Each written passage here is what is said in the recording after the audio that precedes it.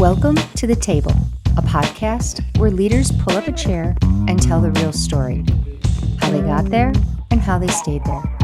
I'm your host, Jeanette Hernandez. So pull up a seat because this is The Table.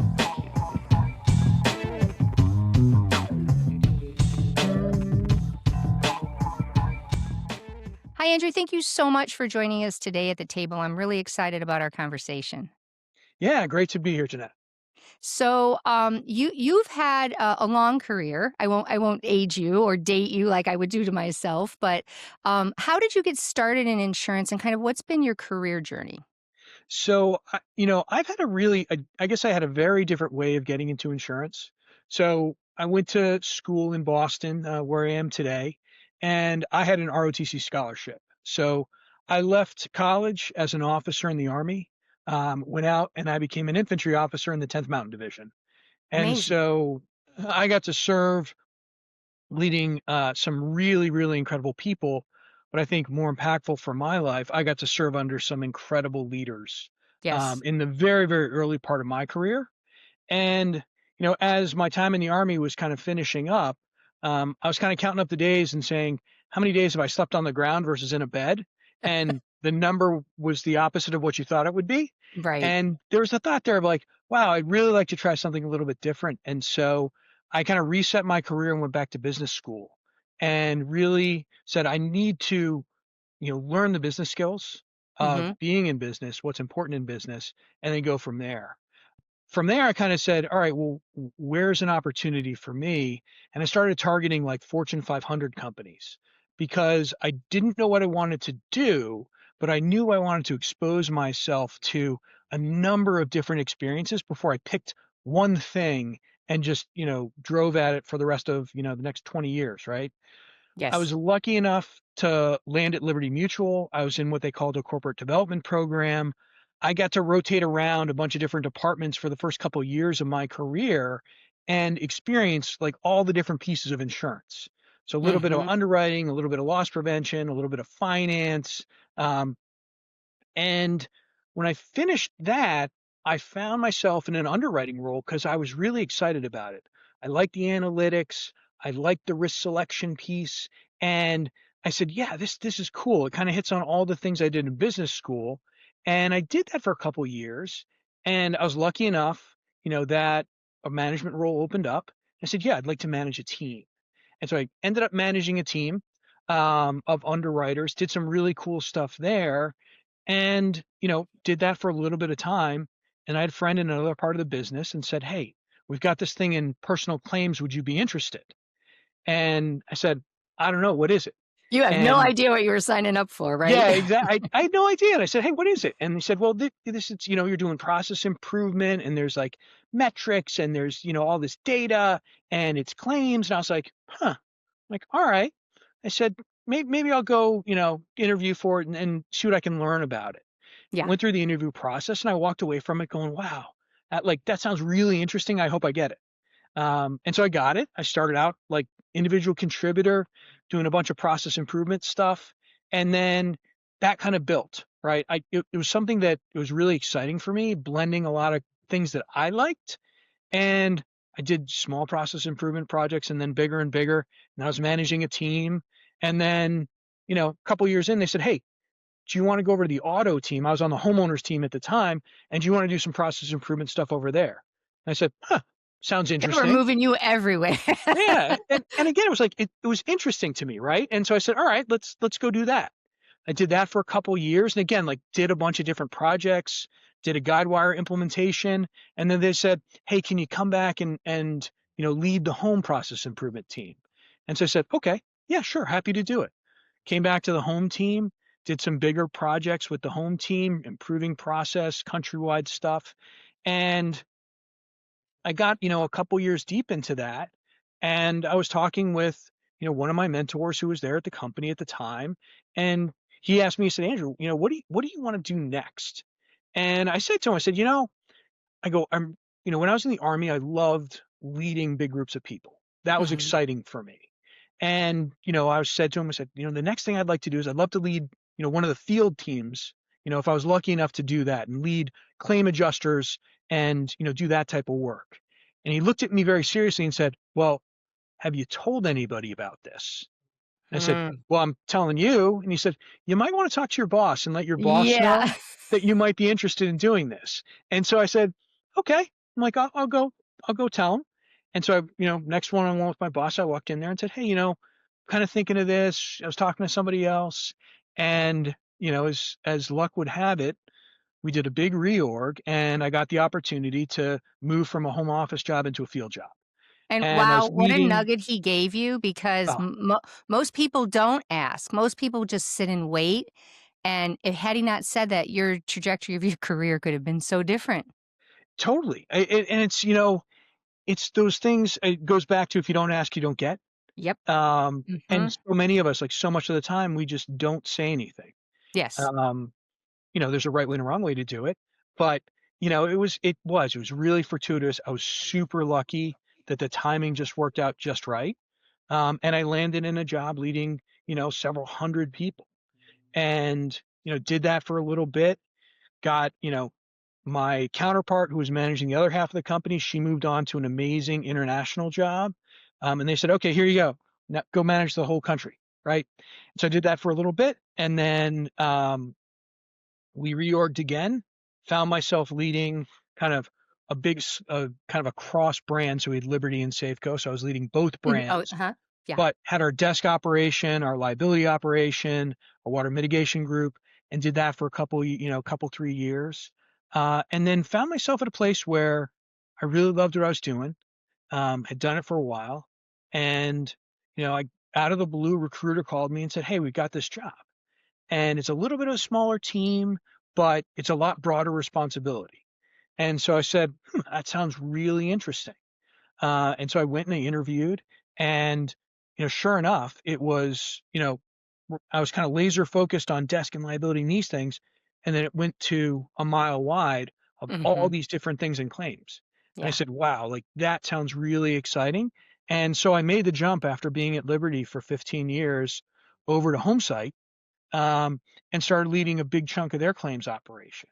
And that's And scary for people because when you have a combination of being incredibly prepared, meaning you did the work when the opportunity arose. You didn't just sit back and wait and say, "Hey, I'd like to do this. Now somebody tell me what I'm supposed to do to get there." You prepared so that when somebody knocked on the door, you could actually sit at the table and say, "Not only am I ready, but I've got the skill set to do it and to execute on it." And I don't know that everybody gets that as many times as you've had it. well, it's funny. So, like, that, what you just described, when I was in business school, we had a guy come in and he was talking to one of our classes. And I wish I could remember his name. I wish I could remember what company he worked for. But let's just say he was wildly successful. And one of the people in my class asked him, said, "How did you get there? How did you get into this job?" Mm. And Yep. what he said has stuck with me for the rest of my career. He said, "I don't look at the next job that I want. I look 2 or 3 jobs down the road, and then I say, what skills don't I have that I need to get that job? And Right. then that informs, okay, then I need to do this job next." And, like, that Correct. type Yeah. of thinking has stayed with me my whole career. And so as these opportunities have come up, I have been thinking, like, a couple steps down the road, be like, well, oh, this is going to give me these skills. Let's go do it. You bring up something interesting that just simply doesn't exist for current leaders, maybe starting out at the frontline level, like a manager who aspired to be a VP of claims. And that is many of the companies that used to have those, I'll call them the management or leadership programs where they let you go because they wanted to invest to keep you in the company. They really didn't care what division you went into. Yeah. They wanted to build leaders and similar type leaders. Those programs went away. And then from the technical perspective, we have so like, even auto claims, we've bifurcated things, right? We used to handle Hmm. claims start to finish. Now you can handle the car or the injury, but you can't really handle both. And so you don't get it takes much longer to get that experience that you're talking about so that when the opportunity comes up to lead or to be a great technician, you're still a little bit behind the 8 ball until you get your sea legs in the job that you're in. Hmm. How do you say to people that, you know, create your opportunity? Because while you did have opportunity brought to you, you created it yourself by investing in, like, what skills don't I have? And I don't think we take the time to look at ourselves to say, oh, in 10 years, I want to be here, or 2 years, or whatever your time frame is, and I'm missing these skills because we might be too focused on the job that we're doing. How do you recommend, aside from business school, maybe that someone does that today, the aspiring leaders that are trying to do that? So I get this question a lot from my adjusters. Like, it's like, how do I progress? Mm-hmm. And the first thing I'll say to everybody is be great at your job, Right. right? Table stakes. Mm-hmm. Be great at the job you're in.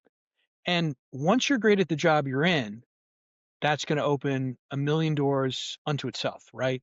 And then you can start doing some of the extracurriculars, as I like to call them, to then build out other skills.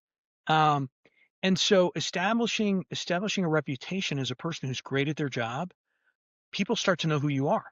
Oh, Mm-hmm. right. There's Jeanette. Like, oh, she knows how, she's really good at this, right? And then as people were talking about Jeanette, then it's like, huh, maybe I want to have Jeanette on my team, or oh, this opportunity happened, let's do this. And so it all comes back to be great at the job you're in. That's going to open a ton of doors. When you get there, when you're great in the job that you're in, then you say to yourself, it's like, well, let's get curious, Mm-hmm. right? That's a Where can I great look word. at? Yeah. Yeah. And it's hey, let's go look at I'm going to go look at the job boards inside of my company and see what's interesting. Mm-hmm. And it's not that I'm looking for a new job, but I'm looking for what else is out there. What else is interesting to me?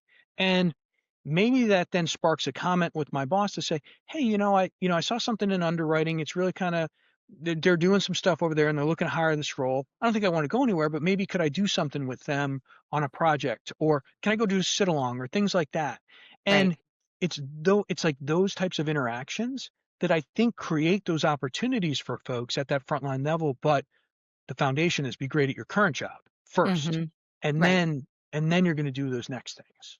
And I hear many leaders say that, be maybe in different ways, but be really good at what you do, because sometimes that effort that you put in every single day, you don't know who's noticing it. And that could be the person that's bringing you into the next opportunity. But if you just say, "Yeah, I kind of know my job," and collecting the paycheck, you're hurting yourself as well as the company if you're not curious. I love that word, curious, because if you're not curious in your own career, how do you expect others to be? Right, Right? right. They're not gonna inquire. There's 5,000 people in a company. They're not gonna come and go, "So, Andrew, you were lucky that somebody actually asked you, 'So what do you wanna do?'" That's rare. But that's a great leader making more leaders. They know exactly what they saw something in you, and they're like, "I'm just gonna nudge them a little bit." Yep, absolutely. So, now that we're going in 2026, I can't believe how fast 2025 went by, but I see, at least me personally, I would say the industry change maybe every 10 years. Something Mhm, interesting, or that but then we mhm. could all kind of catch up. Now, and then I said it's maybe every 5 years. Now every year, especially as a chief claims officer, that job is not all about claims. Now you're having to understand climate change and how does that impact our cat seasons. Now you have to become an economist and understand how are tariffs going to hit, our property and our auto. There's so much to be abreast of, and so it's hard to maybe develop some of those skills because we're just, our whole society is information overload. What are you doing in order to get the information that you need to be effective today? So there's skills you've done as a leader, but to be a great leader and lead, people look to you like, "I don't know anything about this." Can't know everything, but you have to know a lot. Yeah, you do. But at the same time, too, we're at a point in human history where all of the information in human history is available to us, you know, on this, Correct. right? Right. And, you know, I live in one of the worst commuting areas in the entire world. Yes. So I guess I benefit from a super long commute both ways. Um, and so for me, it's I listen to podcasts, right? Mm, I listen to mhm, AI podcasts. I listen to claims podcasts. I listen to financial podcasts, you know, and I'm using that time like it's very passive listening, but mhm. listening to what's going on and go, oh wow, that's a good tidbit. But boy, I should be doing a little bit more on that. And my dad, like this is something that my dad stuck with me, that sticks in kind of my head. My dad said, never stop learning. And Ever. Yeah. and that's always been a mantra of his. And every time, I mean, and throughout my entire career, he's like, what are you learning? What? what training have you taken? And, you know, probably someone in your 20s like, oh, Dad, I don't need any training. I know what I'm Yeah, doing. I got it. And now, I'm lucky enough. I get to go home at Thanksgiving, or Christmas coming up, and saying, "Hey, Dad, here's what I did. Here's some stuff that I learned. Hey, check this out. Right? What do you think about this?" That's amazing. And I think if you have that kind of discipline to be learning all of the time and be hungry for it, Hmm. right? You find different ways to jump around. It's, oh wow, I heard this on this, but boy, I want to learn a little more about this thing, and then your brain starts to connect those dots, right? And then you say, okay, well, that's me. But now how do I reach out to my peers and the folks on my team and talk about these ideas? Hey, have you heard something like this? What do you think? Like, Right. what are your perspectives? And then you start to fold that into, your ideas on that topic. But again, it's like, be curious, always be learning, be hungry for it. And if that's just part of the discipline of what you do, it's not easy, but it's not hard. I think you bring up two of the most simplistic kind of basic things of leadership that we've all heard, but we forget, which is leaders never stop learning, ever, for multiple reasons, either for your job or for yourself, because you become a better leader when you can lead yourself first.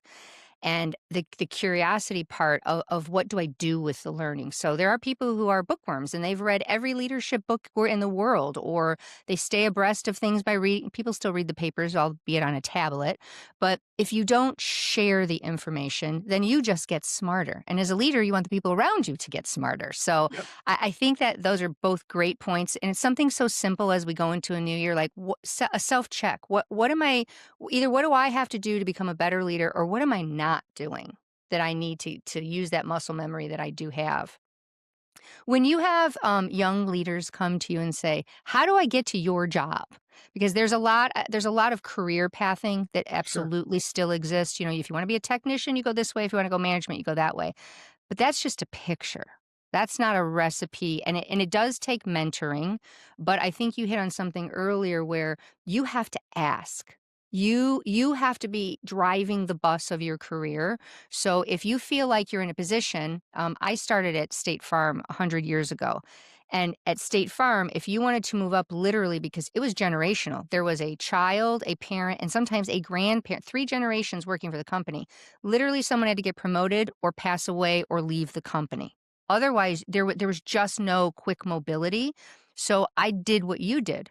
I got into a management program, and then I'd look over on the other side of the aisle. I'm like, what do you do? And then they would tell me, I was like, can I sit in on a meeting? Can I help you on Hmm. a project? And I think the remote takes away from that because it was much easier when we were all working in the same place and on Yeah. the floor together. But what do you tell young leaders in today's environment? What's a great, maybe 3 things you could share with people that will help them get to that next seat aside from being curious and learning? The first thing I tell, all the young leaders that work for me that are leading teams is the second you move from being a frontline employee into the leadership position, Hmm. you are now less experienced than the best person on your team. You Correct. now know less because you've stepped away from the work. Right. And you have to be humble to understand that, Hmm. right? And so for young leaders who are stepping away from the work, you have to accept that you know less. And so then it becomes there's telling and asking, right? Yeah. You lead a lot better if you ask questions as opposed to telling people to do things. Hmm. And so I think great leaders they're asking questions to understand. And then those questions, those answers are informing their decisions. Yeah. And so for young leaders, it starts out with you're no longer the best person on your team, right? Ask questions, have open ears, right? And the last thing that I would say to young leaders is make decisions, right? When I came out of the army and it was just grilled into us, right? Make a decision. The worst thing you can do is not make a decision or be indecisive, right? And when I came into the business world, I had no fear and continue. I have no fear about making a decision, Right. right? Hey, guess what? If you make a good decision, good things are going to happen. If you make a bad decision, you can fix it, right? Exactly. But if you don't make any decision, nothing happens or bad things happen, right? Correct. And trying to instill that in young leaders to say, hey, go out there, go make decisions. Right. And you know what? You're going to mess Fail up. fast, right? There's a Yep. reason people say fail fast. Yep. And the last thing I'll say is own it, right? Yes. Own it. Own your decision. If it's a good decision, own it. If it's a bad decision, own it. Own it twice. Yeah. And then learn from it and move on. But those are the big ones that I give the folks on my team to help, I think that's just help great them make that advice. transition. Yeah. I had a team once, quite large, but a variety of levels of leadership. Some had just, gotten into management. Others were Yep. pretty well established. But when I would leave, if I take a vacation or I'd be gone, I'd let somebody sit in the chair. I'm like, if you want to sit here, do it for a week. They're like, oh, I can't. And for years, having people make a decision. And so there would always be something hanging when I would leave. And I would say, I'm blessing you. I trust you. Make the decision. If you don't burn down the building and you don't kill anyone, I can pretty much help you and I've got your back on anything. But if I come back and nothing has moved, that's a you issue, not a me issue. You can't wait for me because customers are still waiting on you to make decisions. Yep. Yep. So, but that is, and I don't know if that's just not something inherent in corporate America. It's more listen to what we tell you to do. But I do believe what you're saying, and I've seen it as well, as when you make a decision, when you're willing to test things and try new things and be innovative and not show fear, that gets you noticed in a lot more places than you think. Yeah, and I think it has a lot to do with the culture of the organization that you're in, It right? does. It And does. what Yeah. what you said completely rings true with like kind of my philosophy, which is the phrase I'll use is figure it out, Figure it out. It's right? okay. I'm like, We're not hurting anybody. We're not doing brain surgery. We're not curing cancer. So it's fine." Right. And like somebody, I have a problem. Great. Great, you have a problem. Figure it out, How do you, yeah. right? What's your solution? Come back when Yep. you have a solution and let's talk about it. Go try it Exactly. and then let's see what happens when it's done. And if you need to talk about it, great, but go try. It's fine. Yeah. And it's a muscle memory. I think that's a confidence too. You've had clearly, being part of the military, you are taught leadership. You see leadership all around you. So that probably gave you a one up in corporate America because that's one of the things we learn later. First, it's come in, learn the company, then learn your job. Then, when you're ready, we'll get you to the leadership part. And we should be doing it from the beginning by showing people what it is a leader in the organization. When you got, I'll let you pick the position. But what was your aha moment when you decided I wanted to go to the next level and you actually got to that table? Because I've had conversations with folks that said, I didn't realize the politics. There's more politicking than there is in actually doing the job. It's not about technical. It's about tenure. I mean, there's so many things that you don't know until you get to see behind the curtain. But did you have anyone personally that changed you or made you change the way you think about being at that table, or made you not want to be there? Maybe. I think I think about when I was a process leader and I worked in home office and when you're in those types of roles and you're trying to make things better, right? All the best intentions. I want to do all these great things and you're putting together process maps and lead time ladders and all these great things, right? And you're like, okay, great, I'm going to go roll this out, across the country and we're going to make everything better for everybody, right? And you do that and then all of a sudden you get this like less than kind of lukewarm reception and you're Yes. going, no, this is great, I don't know what's wrong with you guys, but this is fantastic, It's right? gonna work. It's gonna cure everything. We're fine. Yep. And I had about a year of doing that type of stuff and had one leader, very senior person, and she and I were at odds, and very professional, right?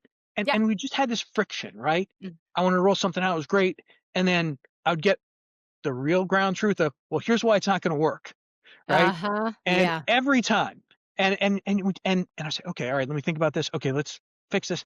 And we just had this friction, and then the teams could feel it, right? Yes. And so then you're going, okay, now we got friction across all the teams, and like we want to Mhm. do this, and they don't want to do this, right? Well, when I shifted from being a home office process person to being a field leader, she was my peer. Ah. And all of a sudden, everything changed for me. Mm-hmm. And I sat down with her, and just kind of the veil. I mean, it was intense. The veil being pulled off your eyes, you're going, oh my gosh, I was completely wrong, and I apologize. Yeah. And sh- I have learned so much. And I'll throw in Gina Reyes, greatest woman I've ever worked with. I've learned 1,000 things from Things her. from She her. has Yep. made me a better leader. And I'll tell you, like, it was amazing. We had all this friction, and then we started working together. And I go, oh my God, I missed the boat. And it just completely changed my career for me in terms of how I thought about leading and being a leader in the field. And it Mm-hmm. was tremendous, tremendous. But did you? I had a boss that told me it was my first time I got promoted to VP, and I wasn't expecting it. It came along, and I was like, "Oh my gosh, I'm so grateful." And this is he's. I'm going to give you the truth. People who are your friends now, who are your peers, the minute you become a VP, they have a perception of what all the other VPs are like. I'm like, oh, but they know me. It'll be fine.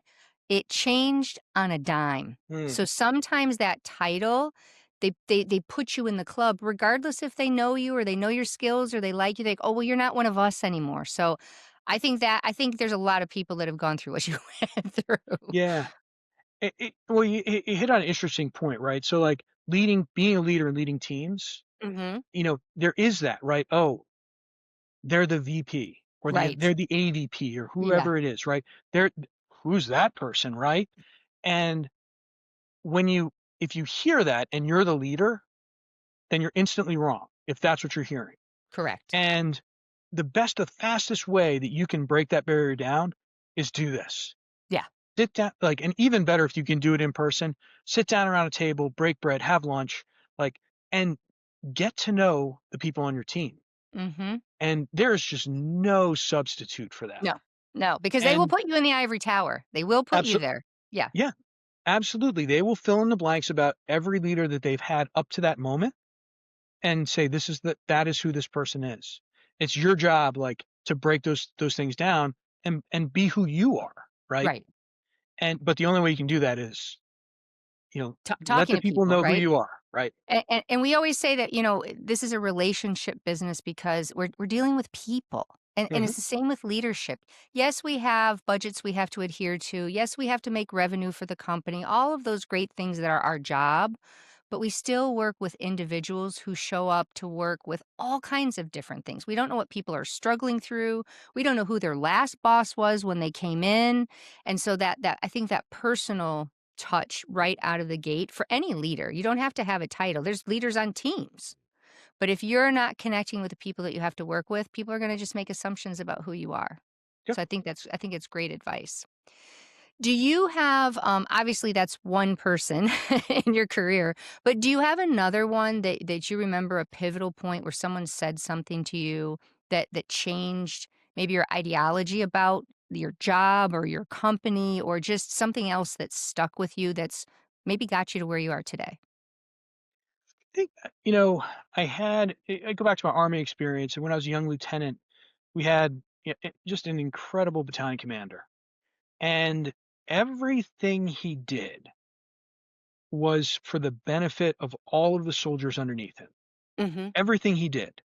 And the man was incredibly selfless, and he was so focused on making sure that we were ready for combat, if that ever happened. Mhm. And so everything he did was pointed towards, I want us to be successful in combat. And that's like a weird thing because it's like, well, we did really hard training, right? Right. Really, really We're hard ready. training, right? And but you knew what the end goal was, right? And you knew Mhm. he was doing that for your benefit. And it created this really, really interesting culture of, we wanted to work really hard for that, right? Because we knew he was doing that for us. Right. And I can remember, like, and this is a wild experience, but I can remember doing training and going, well, here's the rule book and what we're supposed to do, and you should be really far away from this thing that's about to explode. Right. And he went, that's never going to happen in combat. You need to be right next to that and experience that, because if we're doing this live, you got to be ready to anticipate what that's going to be like. Right. And, you take that, that's one moment of 1,000 that we went, wow, like that's really different and it makes perfect sense. Right. And so this idea of, you know, doing things for the soldiers as opposed to for your personal benefit, Mhm. that stuck with me. And it created this environment where, as a leader, as a soldier, we didn't want to let him down. Right. And Right. how powerful was that? 1,000 times more powerful than a leader that would come in and yell at you and say, do all these things, right? Right. Get it done. And Figure it out. to Yeah. me, yeah. So to me, it was like, wow, that is like, if I could aspire to create a culture and an environment like that as Right. a leader, that's what I wanted to do. And so I think that was like a really big aha moment for me. And it Mhm. was interesting though, because as I transitioned to the civilian world, I started to see a lot of different leadership styles. And there were, there were people who were really like emotional leaders. Mhm. And then there were not so great leaders who yelled at people, and that wasn't so Right. great. And then, Yeah. there's a handful of really good ones. And then, the thing that I started to see and that I really liked was this idea of leaders who were both hard Mhm. but fair. Yeah. Held you accountable, Yep. right? And those things weren't mutually exclusive. They could happen at the same time. And it was that idea or that type of leadership style that seemed to fit really well in the claims world. Mhm. We were hard and we had good standards. We held people to it, but we were fair, right? Right. And wow, like that became really, really powerful. And so I've seen some really incredible claims leaders that operate in that space really effectively. Um, Mhm. and that's like that gets me excited to see that because it's like, yep, relaxing the standard weakens the culture. Mhm. Um, and when you can be both hard and fair and people can expect it and they know what it is, like Right. you can get a hard charging organization going.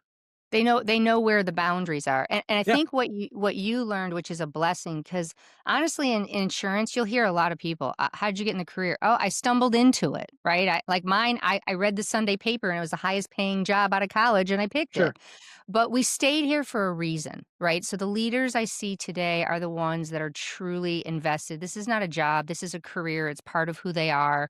But there are in every part of corporate America people who kind of get put into leadership. They didn't really want it, they didn't really prepare for it. And I think when you see the people yelling, they're like bullies on a playground, right? Yep, It's that they lack some kind of confidence in themselves as a leader, or they know they really don't have the skill set. They were kind of put in that spot and they're going to make the best of it how they know how without the skills. But what you learned, and I think is, I wish we taught it. I wish they taught it in business school, is you can set boundaries with a team and expectation goals because we're all there to do that. But when you build trust in someone, when you identify with someone that you're leading to say, hey, you textbook are the greatest technician, but this isn't what it's really like. Like if you're settling claims, hey, you're going to have to talk to plaintiff attorney. I wouldn't talk to one claims person that when they started talking to you didn't get off the phone and want to run in the bathroom and cry because they were mean and they knew exactly that they had a newbie and they were going to beat you up. Wouldn't it have been great if you had a boss like to yell at you, like, what are you doing? You're like, that's what your phone call is going to be like. I'm being tough because I care and I want you to be prepared. What a message as a leader. yeah. And I don't think I don't think we say that enough, but I certainly don't hear it enough from leaders that are out there today. I have a sidebar question for you, Sure. but we were chatting earlier. I think that in 2026, at least what I hope to do with the podcast is have people pick one thing. Pick one skill as a leader that you want to, and just work on that. Don't boil the ocean. Like you said, don't necessarily worry about what you're going to do tomorrow. Show up and be great today. But reading is hard, and that constant learning, we tend to learn from people that we work with. But if you really want to be a great leader, you have to do all the things you have to listen to podcasts and you have to read books. Do you have one leadership book that you could share with the listeners that made an impact on you and maybe why? Yeah. So as I've moved from team to team, and I try to do a lot of professional reading, and I've read a lot of leadership books. And when I was in Hmm. business school, we read leadership books, and I never really landed on one um, until probably a couple years ago. And it's a book written by Navy SEAL Jocko Willink, and it's a book called Dichotomy of Leadership. I I know see you that book. smiling. I know that book. That's a Yeah. great book. Yes. And it was the second book he wrote. He wrote Extreme Ownership first. And what he said about it was, he said, I wish I wrote Dichotomy of Leadership first, because extreme ownership is a piece of that dichotomy. And so Yes. it's like, it's an incredible book because it breaks down all these different leadership examples It does. into, both a military story, but then a business application, right? And you listen to these stories about how they're dealing with leadership problems, both, in, Jocko's SEAL platoon or in businesses that he's consulting with. And you can see those connections. And it's such a great teaching book in terms of like all these different, just encapsulates real life problems that we see every single day in business. Every day. Yeah. Yeah. Because And we tend to learn from leaders. Like, that's what you do, is you get in a room full of leaders and you watch and you say, oh, that's a great leader. I'm going to pull that quality. Yep. And then you see a bad leader and you say, I never want to do that. And he articulates it in a way that, like you said, it's just examples. You feel like you're just like looking at people instead of reading a book. Yeah. It's an incredible book. It's a great read. And it's something like, if you do it with a team and read a chapter at a time and then talk about each one of those, really powerful exercise. I think I'm just going to drop the mic and end on that note, because what a great takeaway for leaders to do something different outside of the job to cultivate more leaders. That's what we really need to do. There is an absolute pressure on leaders in the claims industry today to produce the next generations, not the next one. They're already here. But what a great thing for next year to grab your favorite book and sit down with your team. I won't call it a book club, but here are lessons that I learned from this and I want to share, because if you get them thinking about that, you're planting seeds. That's fantastic. Well, thank you, Andrew, so much for your time and for joining us today at the table. Great. Thank you. Appreciate it. Thanks for listening to The Table. If you like this episode, please follow us and subscribe so that others can find us. Until next time, go out and find a seat at your table.